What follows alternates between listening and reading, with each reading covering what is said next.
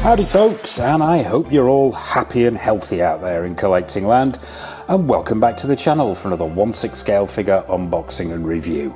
Now, I'm a little bit late to the party on this one, and I have been in two minds about this figure for quite some time, but Santa saw fit to drop this figure into my blood-soaked Christmas stocking, so here it is.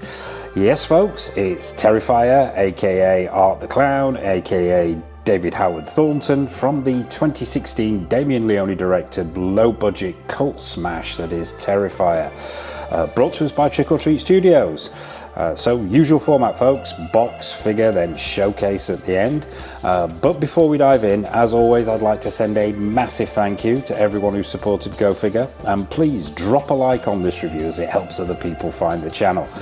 And if you haven't already, hit that subscribe button and mash that bell notification icon so you don't miss any of the 1/6 scale shenanigans we've got coming up on the channel. And trust me, there's a hell of a lot of it. So, Terrifier. I'm going to hold my hands up in an Art the Clown selfie style. I didn't get it the first time round. I didn't get the movie. Regulars to the channel will know my love of all things horror, but the first film left me a little bit cold. I thought it had a great central character, but the plot, the script, the direction left me scratching my chin a little bit. It wasn't until I saw the sequels, then revisited the original and removed my brain with a hacksaw, that it clicked that this is a love letter to 80s low-budget slasher flicks, and it isn't supposed to have an Oscar-winning screenplay or direction, or make any real sense for that matter. But what Damien Leones has created with Art the Clown is an iconic screen monster, with a following wind who could very well wind up being in the slasher hall of fame alongside Michael, Freddy and Jason and the like.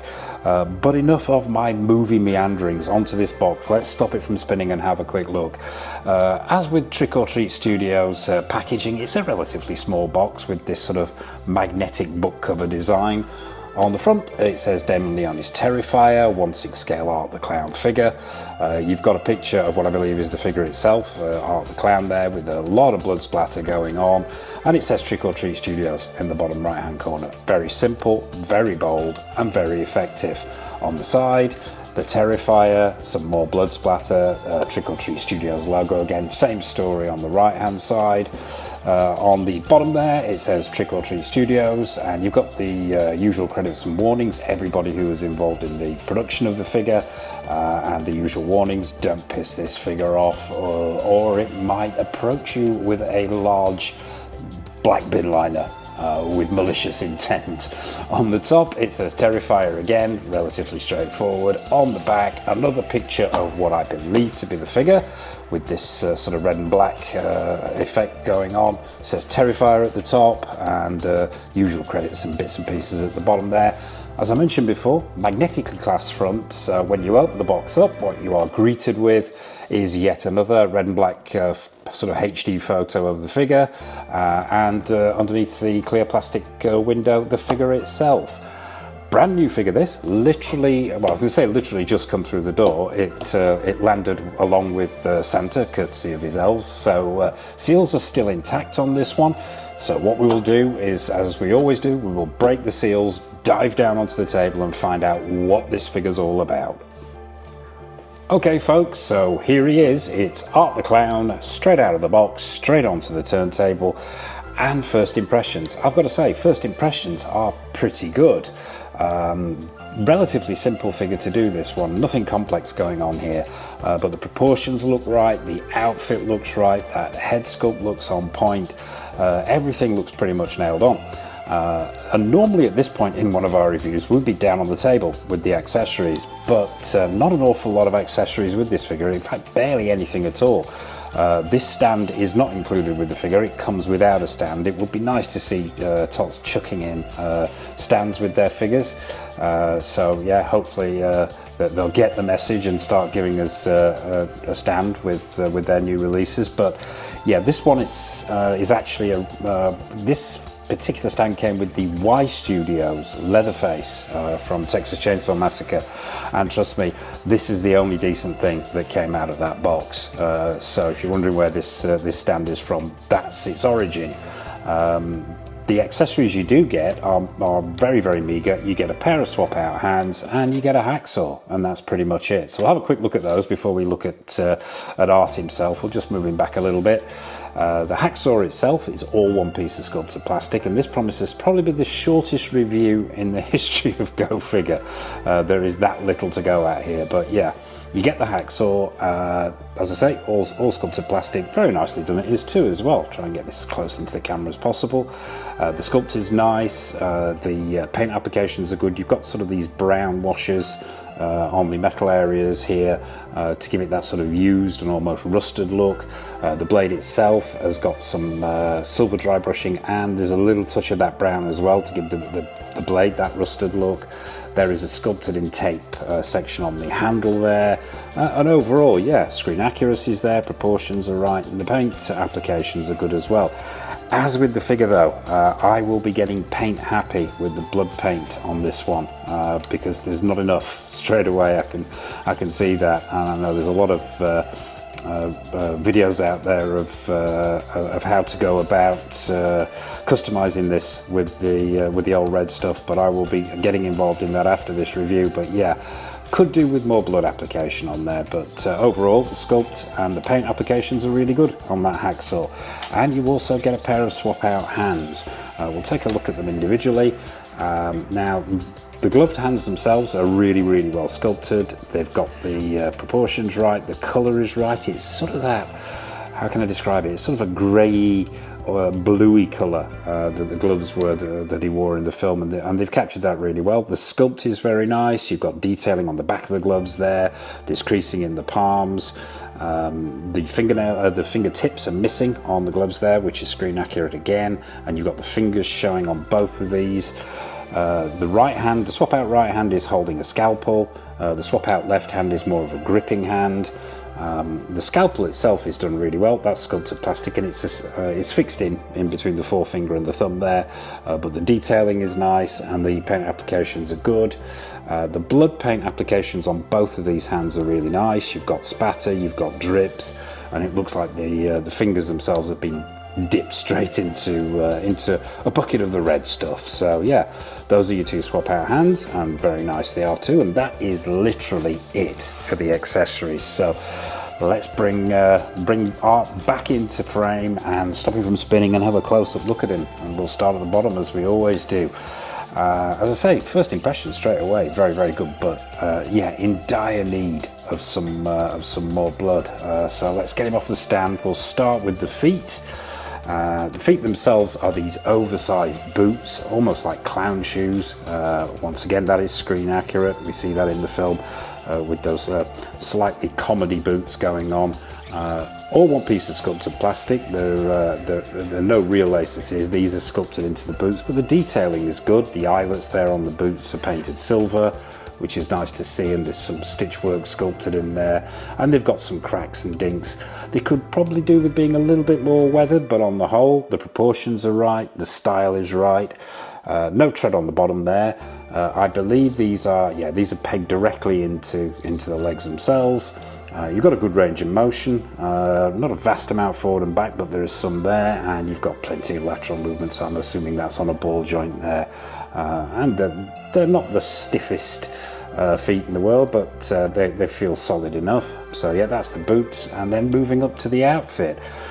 Now, as I mentioned at the top there, this outfit really is super simple, and it's a 6-scale figure maker's dream, this one, a figure this simple. So literally all you've got is the body and then this suit over the top and the head sculpt stuck on. The suit itself is that monochrome look, black on one side, white on the other, and it feels like it's possibly a nylon material. It's got that shine to it, which is screen accurate. The stitch work is nice with these sections at the bottom there, which are almost roughed up ever so slightly. Seams up the side of the all-in-one outfit are pretty good. It's not perhaps the best stitching I've ever seen, but it's pretty much on point. And the fit of the suit itself looks really good. It hangs well. It's proportionate to the character in the film, and it just looks right. It's simple but right. Let's check the articulation. At the knees here, you've got a double bend, so that leg will go all the way back up there. So that's good to see. Let's check the waist. The waist, there's a decent range of motion in the waist there. Not a huge amount, but it's there. Let's check the top of the legs here, and yeah, you've got a good range of motion there. Not so much backward here, but out to the front, you've got about a 45 degrees going on there, and out to the side. Let's check that. Let's lift that arm up, and yeah, massive amount of movement there. I think a lot of this will be down to the fact that this figure is unhindered by too much clothing, literally just this nylon suit. So the arms, let's check the articulation in the arms. Yeah, got a butterfly joint at the shoulder there. The elbow joint goes all the way up. Oh, literally, yeah, you can go right the way up to the face there. Once again, I am assuming that is down to the fact that this arm is completely unhindered. So yeah, the body itself feels pretty good. It doesn't feel like the best body in the world, but it's not janky. There are no loose parts going on here. You can give it a good shake and you don't feel like it's going to fall apart. The stitch work in the sleeves is exactly the same as the rest of the outfit. Those ruffled sections at the wrist there, really well done. The hang is nice on the arms as well. Getting up to the head and the neck area. Now, the top area, I believe this is actually sewn in. What you've got this sort of elasticated collar, this black section around the front there, and then these two layers, which are sewn together. Once again, it's the same material as the rest of the outfit, but you've got this sort of lower black section followed by this white section followed by this sort of elasticated neck section, and it works. It just looks right. Pom-poms on the front, I'm assuming they're sewn on, possibly stuck on. It looks like they might be sewn on. So yeah, the two black furry pom-poms on the front, once again screen accurate. Around the back you've got a zip here, which will probably come in handy for actually taking this off. I think when I get round to actually getting slap happy with the red stuff, I think I will be taking the suit off to do that, because I think it's going to be throwing red paint at this to get the effect right. So good to see. Yeah, you've got a 6 scale zip in the back there. It's not done up to the top, but I don't think it needs to. I think if it was done up to the top there, it would perhaps be a little bit too tight around the neck area. Onto the head sculpt. Okay.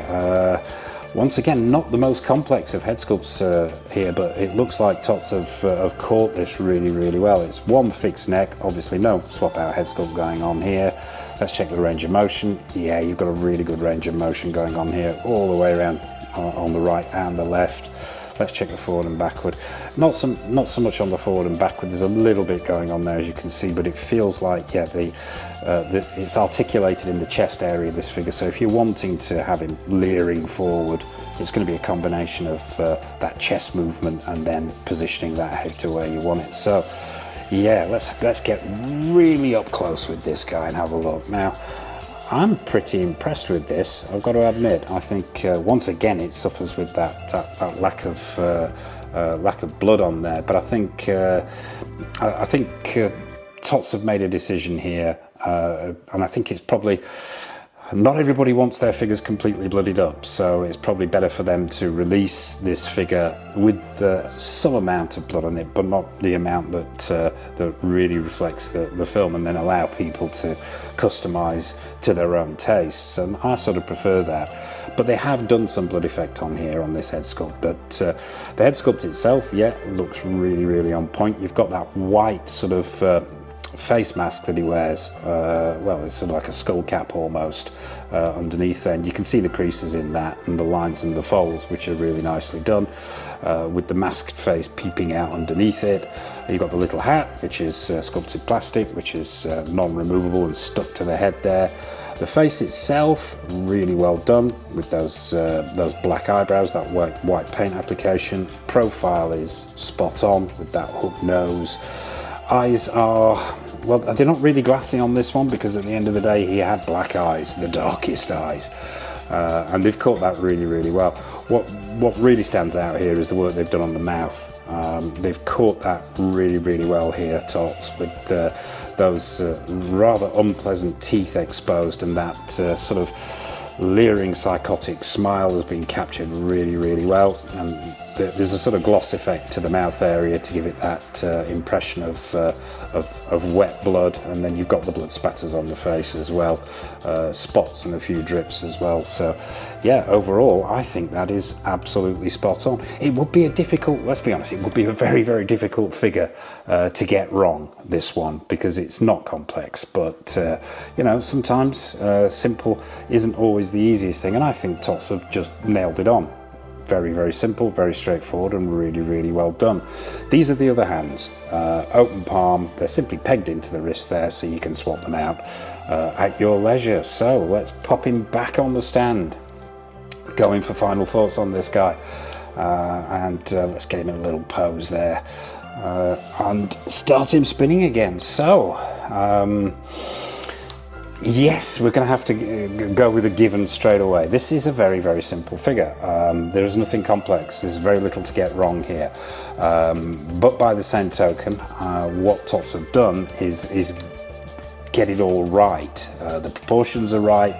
The screen accuracy is there. That outfit is absolutely on point. The colours are right. The body is perhaps not the best I've ever come across, but it's superposable. It's the right proportions, and it works with no jankiness. Accessories are limited.